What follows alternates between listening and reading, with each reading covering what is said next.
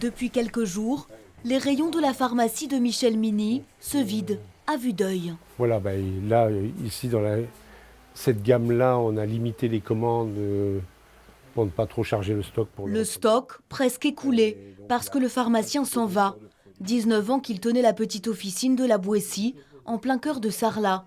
Ces 5 dernières années, il cherchait un acheteur, en vain. Pour lui, les jeunes diplômés ne sont pas intéressés par les petites pharmacies familiales. Il y a beaucoup de contraintes horaires, ça fait des journées chargées, des semaines chargées, la difficulté de partir en vacances parce qu'il faut trouver un remplaçant. Alors à 70 ans, il s'est résolu à fermer, définitivement. C'est vrai, quelque part, c'est une tristesse.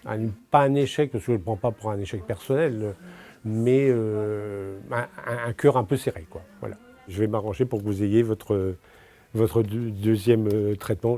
Une annonce qui laisse aussi un goût amer aux habitués du centre-ville. Un pharmacien comme ça, il n'y en a pas beaucoup.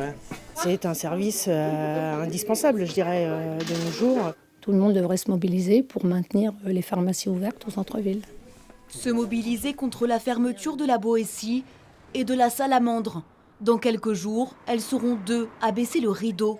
Une situation intolérable pour le maire de Sarlat, mais il n'a pas les moyens de l'éviter. Sarlat a besoin de services publics, Sarlat a besoin d'une offre de santé. Les pharmacies y participent. On a un centre-ville qui, ces dernières années, s'est beaucoup appauvri. Et ce qui nous paraît scandaleux, c'est que ces pharmacies ont été rachetées uniquement pour être fermées. Le repreneur de ces officines est lui-même pharmacien installé à Sarlat. Vincent Lagoubi est déjà actionnaire minoritaire de plusieurs pharmacies dans le département. Il dit ne pas savoir ce qu'il adviendra des 2 pas de porte.